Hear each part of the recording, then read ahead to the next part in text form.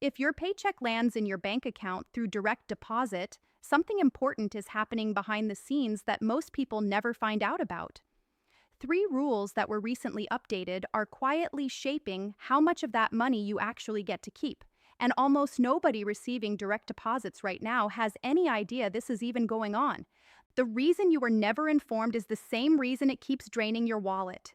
These aren't future risks or distant warnings, they are active right now, being applied to accounts exactly like yours at this very moment. Stay with me because by the end of this video, you'll know exactly what changed and precisely what you need to do about it. Hey, I'm Lana Maines. I'm not a financial expert, but every single week I come on here to walk you through the real financial information that protects your money and helps you keep more of what you actually earn. If that sounds useful to you, go ahead and hit subscribe right now because this is the kind of content I deliver every week without fail. Why these rules changed. Let's start with the background, because understanding why this happened makes everything else make sense. Direct deposit was originally built to be simple. Your employer or the government sends money electronically, it lands in your account, and you use it. That was the straightforward model for decades. But two major developments came along and broke that simplicity wide open. The first was the rise of financial technology apps. Companies like Chime, Dave, and Cash App started offering early access to your paycheck, sometimes up to 2 full days before it officially cleared. That practice exposed a serious gap in how traditional banks were operating. Regular banks had been placing holds on direct deposits for anywhere from 1 to 5 business days, sometimes even longer, without giving account holders any real notice. Millions of people discovered that gap the hard and expensive way through overdraft fees on money they were completely certain had already arrived. The second development was a dramatic increase in direct deposit fraud. Scammers began targeting HR portals and payroll systems, intercepting the process of changing routing and account numbers, and quietly redirecting employee paychecks into accounts those employees never opened or authorized. That growing wave of fraud drew serious attention from federal regulators. The result was 3 separate rule updates affecting 3 different parts of the direct deposit process. They didn't all come from the same agency. They didn't all take effect on the same date. And not one of them was announced in any way that an ordinary account holder would ever realistically come across. That is exactly the point. The system was not designed to tell you. Let's change that right now. Rule 1. The hold time disclosure requirement. Federal law has required banks to make direct deposit funds available within specific timeframes for many years. But the practical problem was enforcement. Banks were placing holds and citing legal exceptions that allowed extended delays under certain circumstances, all without giving adequate written notice to the person whose money was being held. Regulation CC, which governs how quickly funds must be made available, requires that when a bank places a hold beyond the standard next business day availability on a direct deposit, it must provide written notice, not a verbal explanation from a teller. A written notice, delivered at the time of the hold, stating the specific reason and the exact date the funds will be released. Updated enforcement guidance now puts real teeth behind that requirement. Banks that place holds on electronic payroll direct deposits without issuing proper written notice are now subject to examination findings and financial penalties through the Consumer Financial Protection Bureau. And here's the part that matters most directly to you. If your bank placed a hold on your direct deposit without providing written notice and you were charged overdraft fees during that hold period, you have legitimate grounds to request a full refund of those fees. The bank will not advertise this. No form will automatically arrive in your mailbox. You have to ask for it yourself. Most people operate under a completely false assumption. They believe the bank can hold whatever amount it wants for however long it chooses. That assumption is wrong, and the banks know it is wrong. Regulation CC under Title 12 of the Code of Federal Regulations governs this specifically. Every time a bank applies a hold, federal law requires that written notice. Here is a real example of what this looks like in practice. A licensed practical nurse named Patricia, 58 years old from Columbus, Ohio, received her bi-weekly paycheck through direct deposit every other Friday. One spring, her bank placed a 3-business-day hold on her paycheck, citing a new account exception, even though she had held that same account for 11 years. No written notice was provided. Over that weekend, 3 automatic bill payments processed, and all 3 were returned for insufficient funds. Patricia was charged a $35 overdraft fee 3 times. 2 of the payees added their own returned payment fees on top of that. Total damage to Patricia for money that was already legally hers, $172. She did absolutely nothing wrong. Here is what you should do right now for Rule 1. Contact your bank in writing, not over the phone, and request a copy of your account's current hold policy for direct deposits. Ask specifically, under Regulation CC, what the standard availability timeframe is for your account type, and which exceptions the bank is authorized to apply. Keep that written response. It becomes your reference point if a future hold produces fees you need to dispute. Rule 2. Payroll verification and routing accountability. The fraud pattern I described earlier became serious enough that the National Automated Clearinghouse Association, which governs the ACH network responsible for processing virtually every direct deposit in the country, stepped in with updated rules.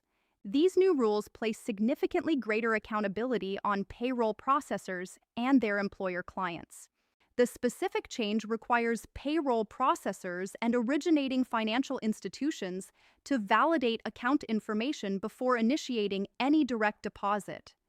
In plain terms, they now have to verify that the routing number and account number a paycheck is being sent to actually belongs to the intended recipient before the money ever leaves. This means 2 things for you directly. First, employers and payroll processors now carry more responsibility when fraud happens through unvalidated routing changes than they did before. Second, and this is the part most people have never been told about, every single ACH direct deposit transaction now carries a trace number. This is a unique identifier that tracks the transaction from start to finish through the entire processing chain. Under the updated NACHA rules, that trace number is available to you as the account holder simply by asking for it. Most employees have never requested it. Most HR departments have never mentioned it. Most payroll companies don't volunteer it. But it exists for every paycheck that has ever arrived in your account through direct deposit. And it is the single most powerful document for resolving a misdirected or stolen payroll deposit quickly. The mistake that costs people weeks of unnecessary waiting looks like this. When a paycheck gets misdirected through fraud or even a simple data entry error, most employees call HR first. HR then contacts the payroll processor. The payroll processor opens an internal ticket. Weeks pass with no resolution. The correct approach is to contact HR and simultaneously reach out to your bank's ACH dispute department with the expected deposit amount, the anticipated settlement date, and a formal request to trace that specific transaction. With the trace number in hand, your bank can contact the receiving institution directly through the ACH return process. Without it, everything slows down and can sometimes stop entirely. Here is what you should do right now. Pull up your most recent direct deposit transaction in your account. Find the date it settled and the exact dollar amount. Write those 2 details down. Then contact your HR or payroll department in writing this week and request the ACH trace number for that specific deposit. That trace number should take no longer than 24 hours to retrieve. Keep a record of every trace number going forward.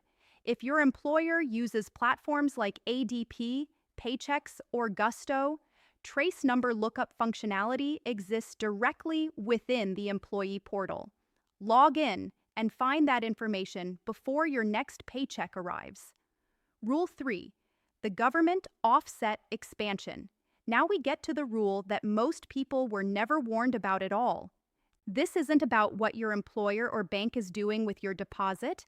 This is about what the federal government is legally authorized to do with it. The Treasury Offset Program, operated by the Bureau of the Fiscal Service within the United States Department of the Treasury, is the federal government's system for collecting overdue debts by intercepting payments that the government itself issues. Even before the recent changes, the program already captured federal tax refunds, Social Security payments, federal employee wages, and contractor payments to satisfy qualifying debts. What changed is the scope of debts that now qualify for referral to the program and the speed at which an offset is applied once a debt is referred. More state agencies are now participating. More categories of state-level debt, including certain court fines, state benefit overpayments, and overdue child support, are now being referred to the federal program, even in states that previously weren't participating. Once a debt is referred, the offset is automatic. No court order needed. The government does not have to sue you. The funds are intercepted before they reach your account or immediately upon arrival. Every Social Security recipient must know this specific number. Under 31 U.S.C. Section 3716, Social Security benefits are protected up to a floor of $750 per month. Anything above that amount is accessible to the offset program for qualifying debts. That floor does not adjust for inflation. It is a fixed number that has not moved in years, meaning it protects less in real terms every single year. Here is a real example of how this plays out. A 67-year-old retired postal worker named Gerald from Memphis, Tennessee, was receiving both a federal pension and Social Security through direct deposit. 3 years earlier, he had entered an informal repayment agreement with his state's Department of Revenue on an outstanding tax balance. He made payments for 8 months and stopped when he believed the balance was fully cleared. It was not. The state had already referred the balance to the federal offset program before his payments even began, and that referral was never withdrawn. Gerald's next federal pension deposit arrived $412 short. The only notice he received was a letter that arrived 2 full days after the offset had already occurred. Gerald had done nothing wrong. The referral simply was never recalled. That is how the offset system works. Here is exactly what you need to do this week. These steps require no attorney and no special expertise. Step 1, call the Treasury Offset Program call center at 800-304-3107. Provide your Social Security number. The automated system will tell you whether any debt has been referred under your record and which agency submitted that referral. Do this before your next expected deposit, not after. Step 2, if you were offset and never received advance written notice, contact the referring agency in writing and request documentation proving that proper pre-offset notice was sent, including the date and delivery method. Under federal law, that notice is required before any referral is made. Step 3, if the debt is incorrect or already resolved, file a formal dispute with the referring agency and request that they submit a referral withdrawal to the Bureau of the Fiscal Service in writing. Get that withdrawal confirmation documented before your next pay date. Step 4, if you receive Social Security and your payment has dropped below $750 per month, contact the Social Security Administration Offset Coordinator at 800-772-1213 and state specifically that your benefit has been reduced below the 31 U.S.C. 3716 protected floor. Use that exact citation when you call. Step 5, consider opening a second account at a separate bank and routing your direct deposit there instead of your primary spending account. This creates practical separation that limits the scope of holds or account-level actions during any dispute period. Step 6, document every direct deposit going forward. Keep your bank statement showing each deposit, the ACH trace number for each paycheck, any hold notices your bank issues, and all correspondence with the Bureau of the Fiscal Service or any creditor agency. That documentation is the difference between a fast resolution and a situation that drags on for months. The connecting thread. Here is what ties all 3 of these rules together. Your bank, your payroll processor, and the Federal Offset Program are each operating under specific legal obligations owed directly to you. Your bank must notify you of holds in writing. Your payroll processor must provide trace numbers when you ask. The Bureau of the Fiscal Service must ensure the referring agency sent you advance notice before any offset was executed. Not one of those obligations enforces itself automatically. Every single one requires you to ask, to document, and sometimes to push back formally in writing. Nobody explains any of this when you open a bank account. Nobody from HR walks you through what a trace number is. The offset program does not call you before intercepting your deposit. That is simply how the system operates. Knowing about the written hold notice requirement under Regulation CC, the trace number available for every ACH transaction, and the Bureau of the Fiscal Service dispute line puts you in a genuinely different position than you were in before watching this video. That is the difference between Patricia paying $172 she never actually owed and Patricia keeping that money where it belongs. It is the difference between Gerald watching $400 disappear and Gerald challenging the referral before it ever hits his account again. Turn on real-time deposit alerts through your bank's app right now. Set them to notify you the instant a deposit posts and the moment any reduction or hold is applied. Most banks offer this for free, and almost nobody activates it. Without it, you might not catch a problem until days later when you're trying to reconstruct what happened from memory. The rules exist. The protections are real. Now you know how to use them.